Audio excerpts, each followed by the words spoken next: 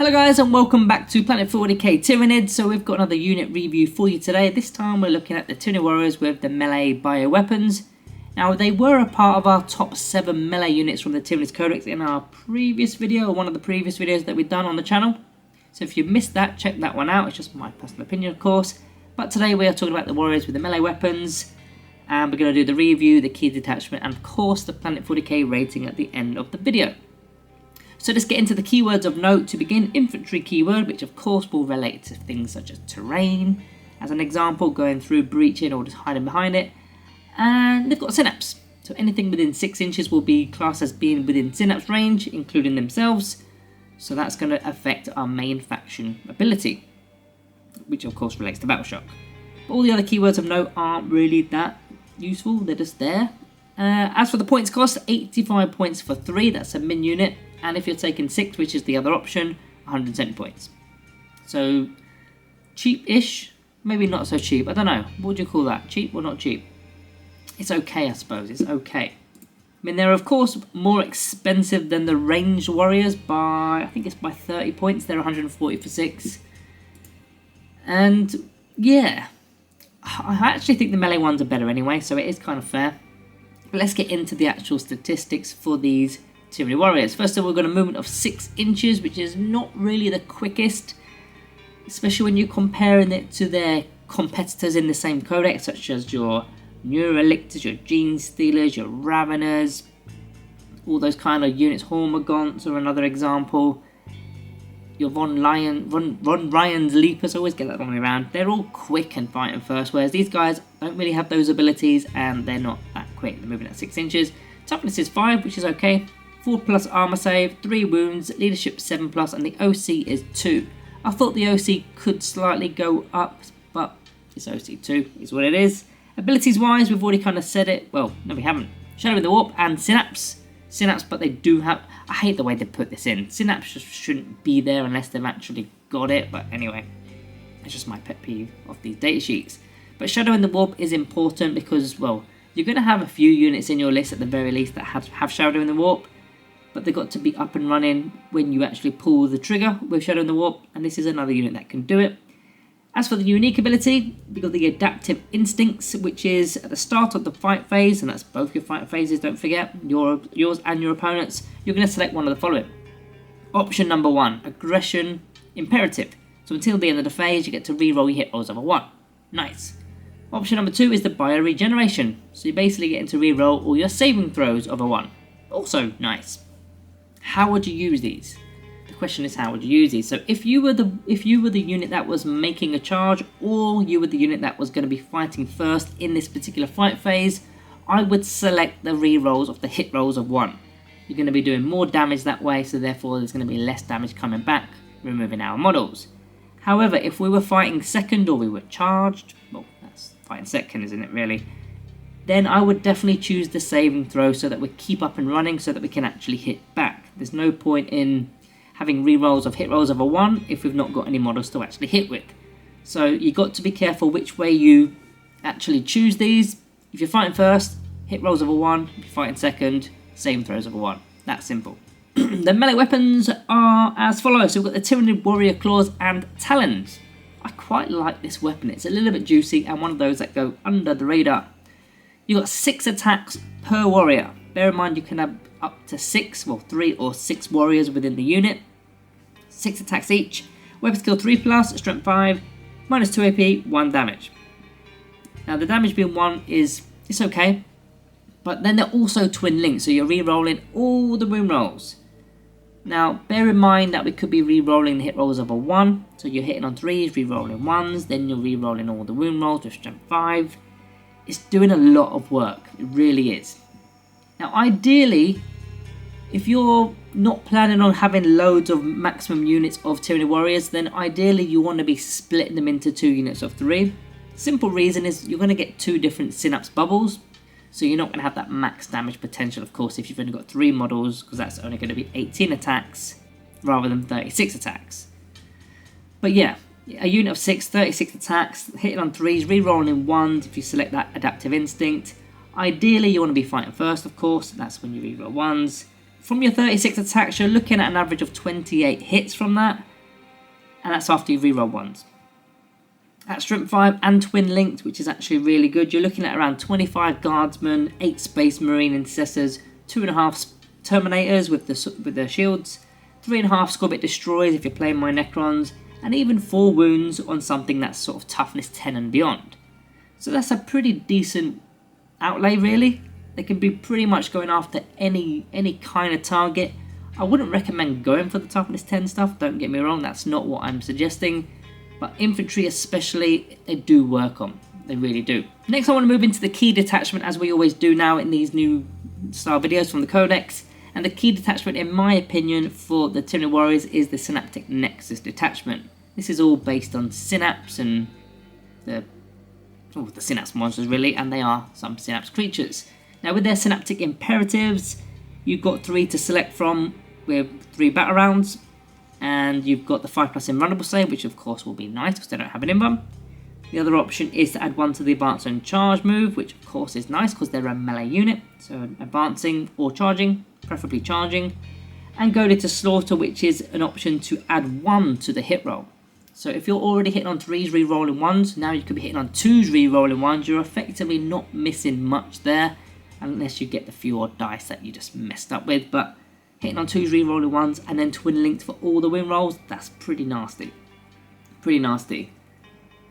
Now 3 out of 5 rounds you're going to be using these. You've got the potential of using them in other rounds with a stratagem. We'll go over that in a moment.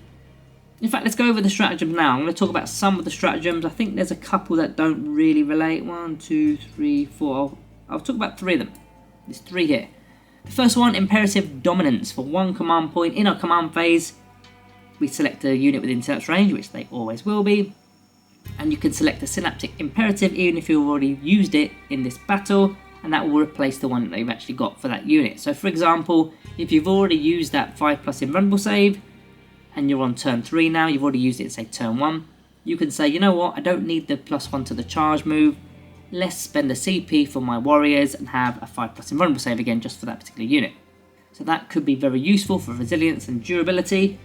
Or maybe you just want to have a +1 to the hit roll again. So you're hitting on 2s, rerolling 1s. Maybe you just want to do that. For 1 CP, that's pretty good. The second one, Reinforced Hive Node for 1 CP. Again, a battle tactic one. So don't forget your Hive Tyrants there for the free stratagem. 1 Synapse unit from your army. Again, they're always within Synapse. You're basically getting an extra bit of AP. I think I'd rather spend the CP to gain the invuln save or +1 to the hit roll from the earlier stratagem we just mentioned. But you can maybe stack them. I don't know. I don't think I'd use that one as often. The third one, Override Instincts, which is again 1 CP. In our movement phase, we're eligible to fall back and shoot and fall back and charge. So this pretty much just gives them the fight first ability. If they're in an ongoing fight, you can fall back in your turn, recharge, you're fighting first. So now maybe you go, you know what, I'm going to choose the rerolls, the 1s to hit, rather than the reroll 1s to save.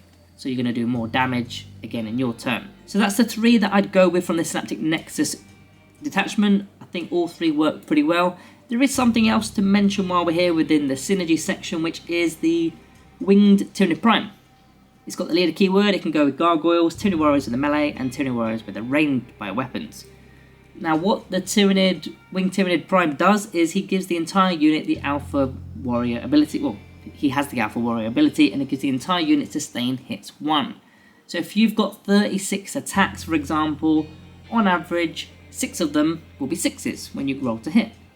And then you're also re-rolling 1s, don't forget as well, so that will probably be another one. So effectively 7 of those on average will be 6s. That means you're going to have 7 additional attacks, or additional hits rather, because of the sustained hits 1. So, I mean, the prime is, how much is the prime? I'm going to double check. I think it was 65. I'm going to double check. It is 65. It depends on how you want to go. If you want a leader in your unit, 65 points that has the same hits 1, could be worth it. Don't forget, this Winged Tyranid Prime also does fight with his own attacks and all that stuff. But yeah, it is an option if you wanted to put him in. Up to you, up to you. Now what are we doing with the Tyranid Warriors with the melee bioweapons? So for me, they've got many uses. They could be either your sort of stay back and be the Synapse bubble unit that can just wait as a defense in melee. There's sort of some oncoming deep strike units or things that are trying to get onto our objective in our area. these could be the units to say, get out of our area, this is ours. You're not having capture an enemy outpost, we're holding it. That could be that's the go-to sort of thing that they can do. Of course, you do have, like, I mean, going back to that Synapse, it can give us Synapse in our own DZ maybe. There are cheaper options with the Neuro Tyrant and just the Winged Tyranid Prime on its own maybe. I mean, I probably wouldn't do that, but you've got an option of having Synapse there. They could also be more of an adventure unit. They can go into the no man's land, slaughter a unit on an objective, sit and hold it, preferably behind a terrain feature, because they're infantry. They can either go in or just hide behind it. And when you're in a terrain feature or behind obscuring terrain, you're basically saying to your opponent, if you want to deal with them, you're going to have to come to me to do it. And if they come into us, we're a melee unit. That's exactly what we want with our 36 attacks. It goes straight into our favour. We're fairly resilient. I'm not saying they're the most durable, but they're durable-ish. But they're good in melee.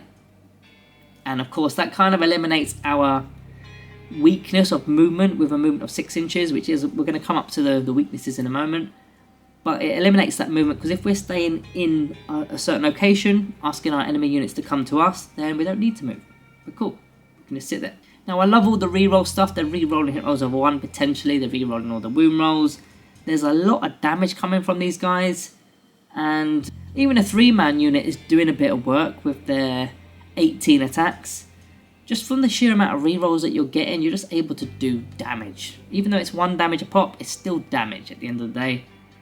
As for the detachments, they're working in pretty much any detachments because of the main faction ability here is Synapse. And they've got Synapse, so they're providing it to any of the detachments. Of course, they're going to work better in some and work less so in others. I think they work better in the Synapse faction, which is, the Synapse detachment rather, which is Synaptic Nexus. But you could quite easily put them in an unending swarm detachment, and they can be our Synapse models. It's up to you. Being not so quick though with that 6-inch movement, that's sort of a huge flaw in my opinion, because we've got a lot of competition in this melee department, if you like. Again, we've got the Gene Stealers, the Von Ryan's Leapers, the Raveners, Neurolictors, the Standard Lictors, the Death Leapers, even the Hormagaunts, and then you can talk about the Horror Specs as well. There's a lot of competition in melee, so when they've got flaws attached to their name, such as a 6-inch movement, you kind of have to give that a point down. You've got to score that off, because when you've got Raveners that are just rapid and deep striking in and out and tunneling in, or Gene Stealers that have got the Scout move, the Von Ryan's Leapers that are infiltrating, there's a lot more, and they're all fighting first, most of them as well. They've got a lot of advantages over the Tyranid Warriors, but I think where the Tyranid Warriors actually win is the actual damage outlay. They've got better stats in terms of damage, in my opinion anyway, than the other units. So anyway, let's get on to our Planet 40k rating today for the Tyranid Warriors with the bio weapons, melee bio weapons. Today I'm going to go with a Planet 40k rating of 3.5 out of 5.